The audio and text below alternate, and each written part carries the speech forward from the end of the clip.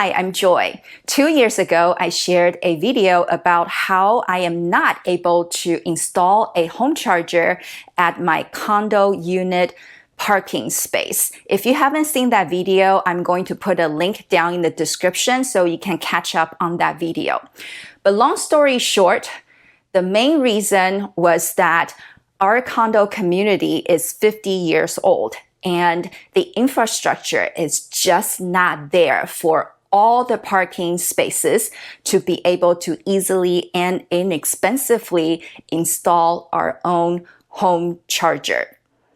The HOA does allow owners to install their EV chargers, but as you have seen from that video that I shared 2 years ago, my parking space is just nearly impossible and incredibly expensive and complicated to be able to install the charger. I've also noticed in the last year or so, whenever I am outside cleaning my car, I will run into more and more neighbors stopping by asking me, I am also thinking about getting a Tesla, but where do I charge? That has always been their number one and the very first question that they asked me. It got me thinking that perhaps there are more people in my community who would like to switch over to an electric vehicle, but they're unaware of how convenient EV chargers are outside of our community. For example, in addition to the Tesla supercharging network, nearby, we also have ChargePoint, EVgo, Volta, and Electrify America. I am happy to report that a couple of weeks ago, I got our HOA board to approve an EV community charger project. And I'm going to share with you how I got them to agree to this. Basically, what happened was a few months ago, I ran for a board position when they had an emergency election because there was just some drama on the board. I have been living here for the last 10 years and I never felt the need to be involved with the HOA board because I thought everything was running smoothly and I was happy with everything. Well, that all changed when we had some drama. So I decided to step up and run for a position and I got elected. While I was campaigning for my candidacy, one of my initiatives that I proposed was to install community EV chargers. And this is the very first initiative that I'm pushing forward for this community. We had a vote 2 weeks ago and it passed unanimously. And I've now been given a budget to head up this project and get this completed. When I got on board, I contacted the general manager in our office and asked him if he had looked into EV chargers, if anyone else had proposed this before. And to my surprise, the answer was yes. There was a resident that actually voiced his support to install EV chargers here in the community.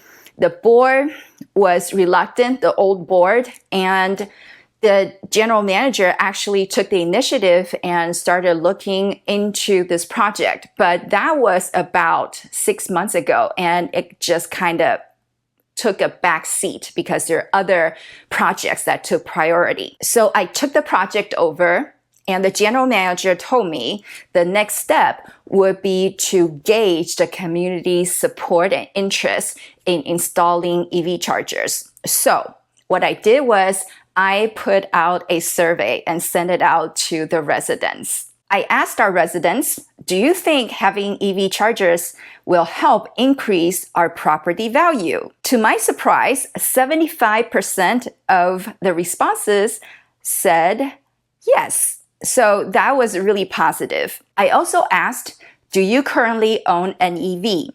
I want to find out currently out of 530 units in our community, how many households actually own an electric vehicle. And unfortunately, there are only 12 of us that said, yes, I currently own an EV. So then I asked those who do not own an electric vehicle, if you currently do not own an EV, have you ever thought about owning one? And again, to my surprise, about 70% of the responses said, yes, I have thought about owning an EV, I just haven't gotten it. So as a follow-up question, I asked, if you currently do not own an EV, would having community EV chargers help you make a decision switching over to an EV? Well, about 65% of the responses said, yes, that would definitely help me to make a decision. So I presented the results to the board, and I've gotten, of course, pushbacks and negative comments from some of the residents who took the survey saying this is a waste of money and homeowners should be able to already install their chargers. Well, that answer is yes, our community has allowed homeowners to install our own chargers at our own parking spaces for many years. People like me who have above ground parking spaces far away from the electric panels in our own meters, or even people with the underground parking, but their parking space is far away from the meter clusters, it gets really, really expensive to install our home chargers. And therefore, having a few community EV chargers would help to get over that hurdle, helping people to make that decision to make a switch, because it would be convenient for these EV owners to charge where they live. I also proposed this project from the perspective of those who are using the EV chargers will be paying for the installation and for any network maintenance and warranty subscription thereafter. I did an ROI calculation, a rough ROI calculation, and I found that within 2 years of usage, the stations should pay themselves off. And then from the second or the third year on, we should actually start generating revenue for the community. So these all became more attractive for people to want to say yes. Now, we have 5 HOA board members, and there was one that was not on board initially. He didn't feel that we should do this extra expense just to install this convenience feature. But something funny happened. At our last HOA meeting, right before I was going to present the survey result, we were on a Zoom call and we were waiting for other board members to join. All of a sudden, he said, "Hey guys, have you noticed the gas prices lately? It's so expensive." I looked at him and I go, "Well, sorry, that does not apply to me." We all started laughing and he said, "You know what? That just convinced me to say yes to an EV charger." So thank you, Big Oil. And thank you, California and LA, for the high gas prices, because this gave me a unanimous 5-0 vote approving this project. Now I am given $25,000 budget to install 2 dual port ChargePoint level 2 EV chargers in our community. And the timing couldn't be more perfect because our local power company, Southern California Edison, just started back up their Charge Ready rebate and incentive program for multifamily properties wanting to install EV chargers. They would take care of all the infrastructure and give us up to 50% of rebate on the chargers themselves. So I sent in an application. It is currently being reviewed. Once our application is approved, Southern California Edison will have a consultant on site.